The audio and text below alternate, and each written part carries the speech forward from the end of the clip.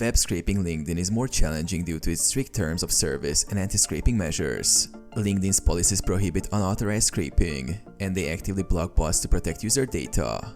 However, for educational purposes, this is how you scrape data while respecting LinkedIn's terms, primarily using official methods or by utilizing APIs. Use LinkedIn API. Instead of scraping directly, LinkedIn provides an official API for accessing public data with permission. Here's how you can use it. Create a LinkedIn developer account. Register your application to get API credentials. Use the API to query publicly available information. You can send requests to the API using Python and requests. Web scraping. If you're using scraping techniques like Beautiful Soup, it's crucial to note that LinkedIn's policies prohibit scraping. Direct scraping without permission can result in your IP being blocked or your account being restricted. Ethical considerations. Always follow LinkedIn's terms of service and use their official API for scraping to avoid legal or ethical issues.